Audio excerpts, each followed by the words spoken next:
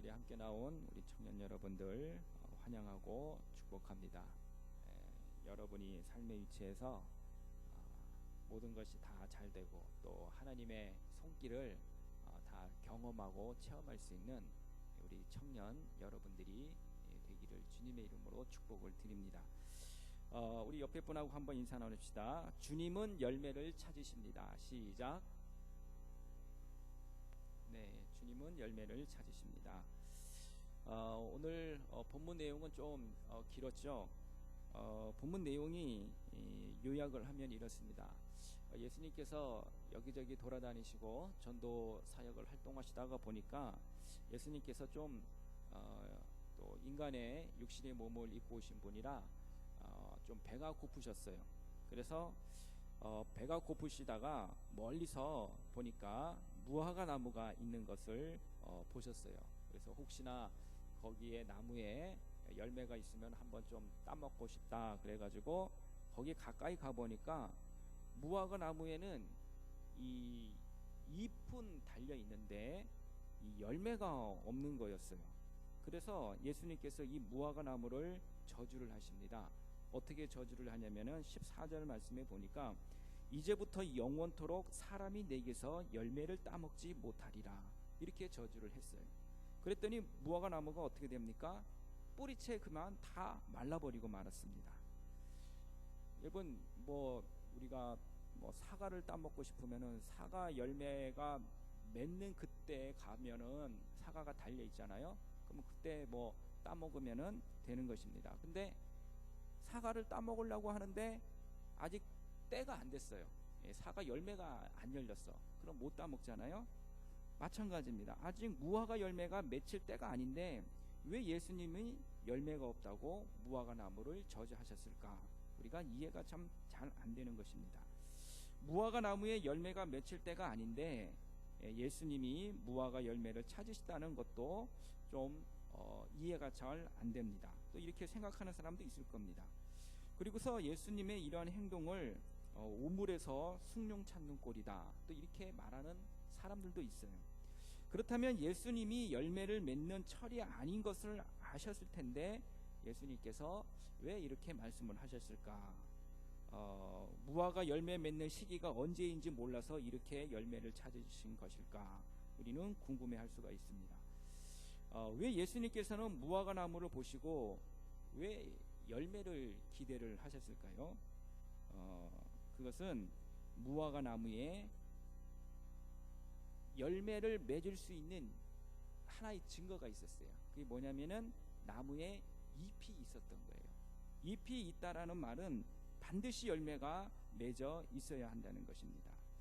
그래서 예수님께서 그 열매를 찾으실 때가 6월절 절기 때인 4월 중순경이었습니다. 팔레스타인에서는 3월에 무화과 나무에 먹을 수 있는 작은 열매가 열리고 또 4월에 크고 무성한 잎이 나옵니다. 그리고 5월 6월이 되면은 다 떨어져 버리게 됩니다. 예수님께서 비록 본격적인 무화과의 때가 아니라 하더라도 거기서 먹을 수 있는 정도의 작은 열매를 찾기를 기대를 하셨던 거예요. 그런데 예수님께서 저주를 하셨는데 이제부터 영원토록 사람이 내게서 열매를 따먹지 못하리라. 나무에게는 이 말이 저주일까요? 축복일까요? 사람들이 너 나무에서 열매를 따먹지 못한다 이렇게 말을 했어요. 그런데 성경에는 보니까 분명히 저주를 했다고 이렇게 얘기를 해요. 나무는 나무로서의 존재 가치가 있는 거예요. 그죠? 내가 나무가 열매를 맺고 과실을 맺으면은 사람들이 따 먹어요. 그러면은 나무는 나무로서의 존재의 가치가 있는 겁니다. 그런데 나에게서 열매가 따먹지 못한다, 사람들이 먹지 못한다, 나한테 열매가 없다, 이런 것은 나무로서의 존재 가치를 인정을 하지를 않는다는 말입니다. 그래서 존재의 가치를 부정하는 것, 이게 저주라는 거죠. 주님이 필요했을 때 그 무화과 나무에 열매가 없었다는 것이 큰 문제였어요. 무화과 열매는 사람들이 먹기를 원할 때 그곳에 달려가야 하고 또 그것을 따 먹어야 합니다. 그래야만 그 열매는 존재 가치가 있는 거예요. 오늘날 우리 우리에게도 우리 주님께서는 우리에게 열매를 필요로 하실 때 주님께 열매를 드릴 수가 있어야 합니다. 너 아무개야, 내가 이런 열매를 너에게서 원한다. 예, 주님, 저 주님이 원하시는 열매 맺었습니다. 주님 앞에 드리겠습니다 하고 주님 앞으로 나의 열매를 드릴 수 있어야 된다는 거예요. 그러면은 주님이 우리에게 기도하시고 찾으시는 열매가 있지 않겠어요? 그 열매가 무엇일까요? 첫 번째는 예배의 열매예요. 오늘 본문 15절에 보면은 무화과를 나무를 저주하시고 그리고 바로 어디로 떠나십니다. 어디로 가시냐면은 예루살렘 성전으로 가세요. 자, 예루살렘 성전으로 가다 보니까 성전 안에서는 이 매매하는 자들이 있었어요. 그래서 예수님이 그 매매하는 자들을 다 쫓아내셨어요. 보니까 돈 바꾸는 사람들, 뭐 비둘기 파는 사람들, 다 이렇게 뭐 매매하는 상인들이 너무 많았던 거예요. 그래서 의자를 다 둘러 엎으시고 하면서 하시는 말씀이 만인이 기도하는 성전을 강도의 소굴로 만들었다. 이렇게 준엄하게 책망을 하셨습니다. 그리고 성전을 깨끗하게 하셨어요. 뭐 비둘기, 양, 염소 이런 거는 뭐 그런 거를 왜 성전에서 팔죠? 성전에서 뭐 먹을 것도 팔고 뭐 그래야 되지 않겠어요? 그런데 이상하게 뭐 비둘기, 양, 이 동물을 갖다가 파는 거예요. 왜 그러냐면은 성전에는 그때 당시 예배 때는 제물로 바쳐야 되기 때문에 그런 짐승들, 그런 동물들을 성전 안에서 팔았던 거예요. 그래서 가까이에 있어 사는 사람들은 성전에서 예배 들으러 올라 그러면은 집이 가까우니까 뭐 동물을 뭐 데리고 오는데 편리하지만은 저기 멀리 타지방이라든가 뭐 며칠을 걸려서 와서 예루살렘전에 와서 제사를 드리려고 하는 사람들은 그 동물들을 끌고 와야 되잖아요. 그러니까 이게 너무 번거로운 거예요. 그래서 먼 곳에 오는 사람들을 위해서, 예배 드리러 오는 사람들을 위해서 제물로 바칠 짐승을 편리를 봐주기 위해서 돈을 받고 제물을 꿔주는 거예요. 예, 바꿔주는 겁니다. 그러니까 매매를 하는 거죠. 바꿔준다라기보다는 파는 것이었어요. 이렇게 하다 보니까 이 욕심이 생기는 거예요. 이 파는 사람들이. 그래서 장사꾼들이 이 정상적인 재물값보다는 훨씬 더 많은 돈을 받아서 일부를 성전에 높은 사람들에게 주고, 그리고 자기들도 많은 이익을 얻게 되었던 것입니다. 자, 성전에서 이런 일이 일어나고 있으니까 예수님께서는 가만히 계실 수가 없었어요. 그래서 매매하는 자들을 내어 쫓으시고 이 재물을 파는 그 뭐 상 같은 거 있지 않습니까? 성경에 보니까는 그 상들을 다 엎으신 거예요. 당시 예배가 참 변질되었다라는 것을 잘 대목해 주고 있는 장면입니다. 당시의 성전은 참 아름답고 또 예배가 거창했다 하더라도 다 열매가 없고 입만 무성한 것 같은 예배였어요. 오죽하면 주님이 성전을 보고 강도의 소굴이다 이렇게까지 말씀하셨겠습니까? 주님이 진정으로 원하시는 예배는 그저 입만 무성하고 형식적이고 세속적인 예배가 아니라 내 자신을 바치는 것이 진정한 예배라는 거예요. 아무리 우리가 재물, 좋은 짐승, 좋은 것을 내가 다 바친다 할지라도 결국 내 자신을 바치지 않으면 그것은 겉만 무성한 잎사귀와 같다라는 것입니다. 그런 잎사귀에 불과한 예배가 밖에는 안 된다는 것입니다. 그러면 하나님께서 원하시는 진정한 예배가 여러분 무엇일까요?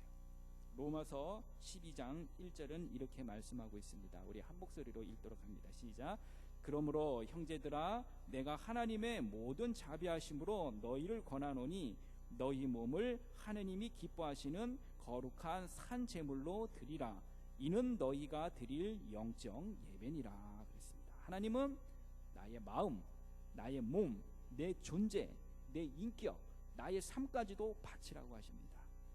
이러한 것이 바쳐지지 않는 예배는 아무리 아름답고 거창하고 웅장하고 뭐 사운드가 뭐 아무리 좋은다 할지라도 그것은 잎사귀 예배일 따름이라는 거예요.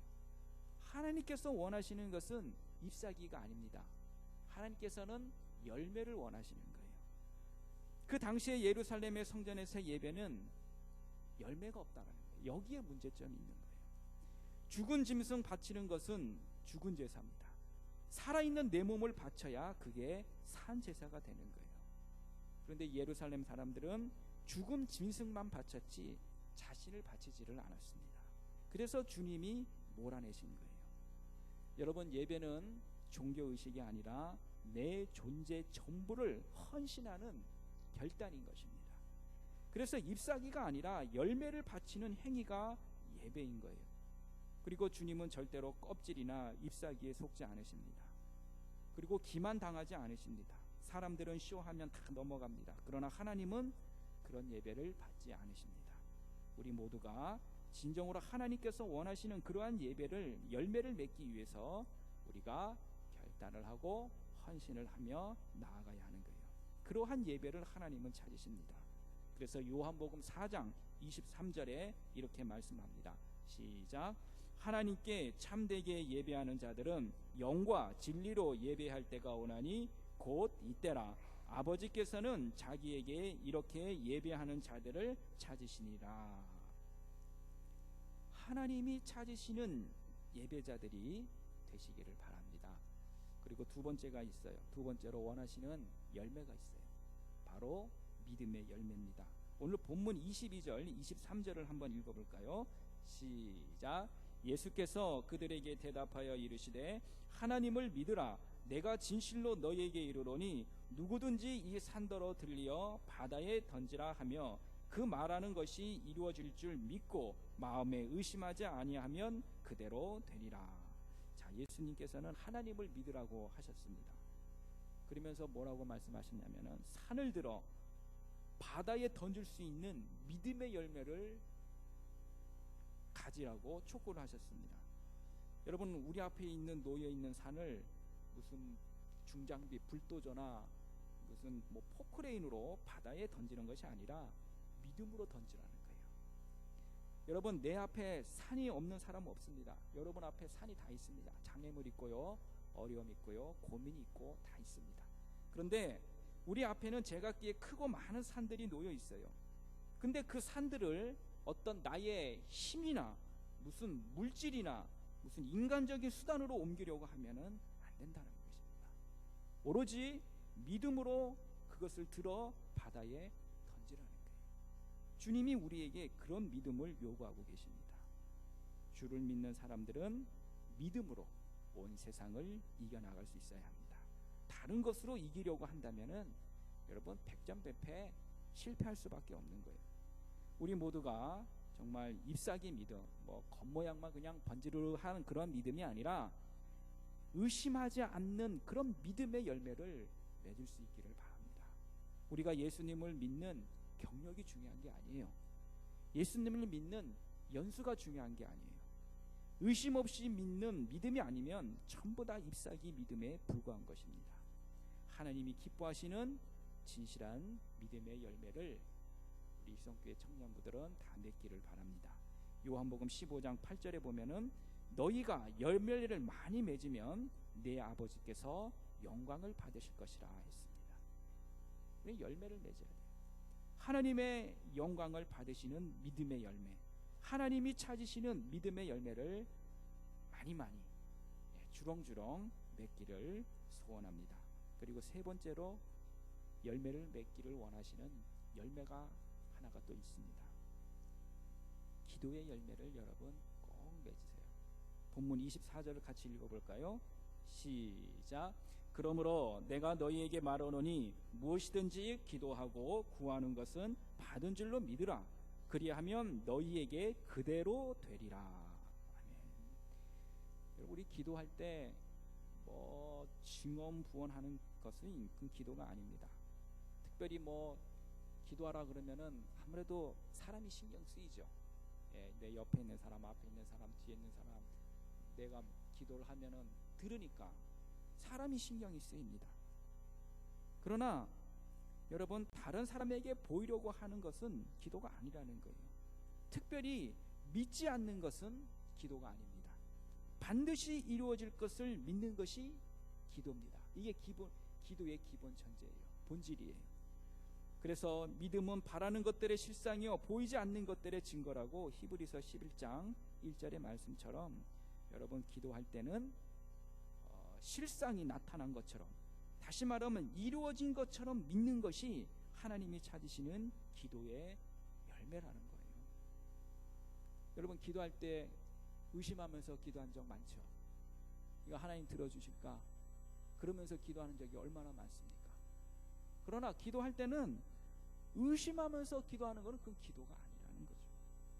그리고 의심하면서 기도하는 것은 아예 받을 줄을 생각을 하지를 말라라는 거예요. 그래서 야고보서 1장 6절에서 7절에 이렇게 말씀합니다. 시작. 오직 믿음으로 구하고 조금도 의심하지 말라. 의심하는 자는 마치 바람에 밀려 요동하는 바다 물결 같으니 이런 사람은 무엇이든지 주께 얻기를 생각하지 말라. 생각하지 말라. 아예 그냥 명령을 하십니다. 당시 유대인들과 특히 종교지도자들의 기도는 어떠했는가? 이들은 특별히 남에게 잘 보이려고 그런 기도를 많이 했어요. 뭐 화려한 문구부터 해가지고 뭐 목소리부터 해가지고 하여튼 잘 보여야 돼 뭐든지. 그러니까는 기도가 이 본질을 따르는, 기도는 하나님 앞에 해야 되는데 어떻게 사람 앞에 하게 되는 그런 꼴이 되어버린 거예요. 남에게 보이려고 회당과 큰 거리 어귀에 서서 기도하기를 좋아했습니다. 마태복음 6장 5절입니다. 시작. 또 너희는 기도할 때에 외식하는 자와 같이 하지 말라. 그들은 사람에게 보이려고 회당과 큰 거리 어귀에 서서 기도하기를 좋아하느니라. 내가 진실로 너희에게 이르노니 그들은 자기 상을 이미 받았느니라. 그래서 마태복음 16장 16절처럼 어떻게 되면 막 슬픈 기색을 내고 뭐 얼굴을 흉한 모습으로 금식할 때도 그렇게 했다라는 거예요. 자, 마태복음 6장 16절 말씀 한번 더 읽습니다. 시작. 금식할 때에 너희는 외식하는 자들과 같이 슬픈 기색을 보이지 말라. 그들은 금식하는 것을 사람에게 보이려고 얼굴을 흉하게 하느니라. 내가 진실로 너희에게 이르노니 그들은 자기 상을 이미 받았느니라. 아멘. 심지어 금식하는 것조차도 그걸 좀 티를 내려고 나 금식합니다. 나 금식기도 합니다. 나는 이런 사람입니다. 나는 기도하는 사람입니다. 이렇게 자꾸 자신을 드러낸다는 거예요. 이거 외식하는 자들이죠. 외적인 형식을 중요시하는 그런 기도. 그래서 심지어 금식기도 할 때라도 그런 슬픈 기색을 보이지 말라. 다 기만이고 외식하는 그러한 기도다. 기도조차도 형식적이요 외식적이요 위선적이었다는 거예요. 그래서 그들의 기도는 입만 무성했지 기도에 참된 열매가 없었습니다. 주님이 말씀하신 열매 있는 기도가 무엇입니까? 기도하면은 받은 줄로 믿는 그런 기도예요. 어느 시골 교회에 주일 예배 때 목사님께서 다음과 같은 광고 말씀을 하나 하셨습니다. 지금 가뭄이 너무 심합니다. 성도 여러분, 우리가 내일 아침부터 비를 달라고 하나님께 부르짖는 특별 기도회를 갖겠습니다. 자, 우리가 합심해서 기도하면 하나님께서는 반드시 비를 주실 것입니다. 우리 모든 성도들은 내일 아침 10시까지 교회로 모여서 기도회를 가지도록 하겠습니다. 자, 광고를 이렇게 했어요.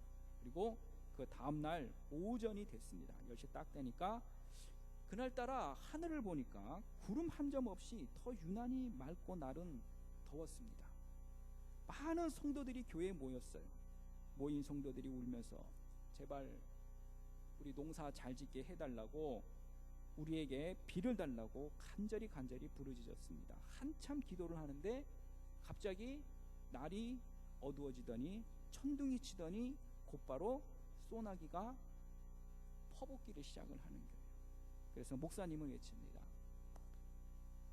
할렐루야, 이거 하나님께서 우리의 기도를 들어주셨습니다. 여러분 빨리 돌아가셔서 여러분이 경작하는 논을 꼭 보살피시기 바랍니다. 그리고 모든 성도들도 박수를 치며 기뻐하며 얼싸 안으며 이제 우리는 살았다고 너무너무 기뻐하고 좋아했어요. 자, 이제 모두들 돌아가려고 예배당 문을 이제 나서려고 했는데 비가 계속 오는 거예요. 그래서 쏟아지는 소나기에 다들 나가지를 못하는 거예요. 다들 주춤하고 있었습니다. 그렇게 반가운 비가 쏟아지고 있었지만은 예배당 문을 나서지 못하는 또 이런 아이러니한 일이 발생했다는 말입니다. 그때 나이 어린 한 소녀가 당당하게 예배당 문을 나서서 자기가 가져온 우산을 힘차게 펴들고 돌아가는 것이었어요.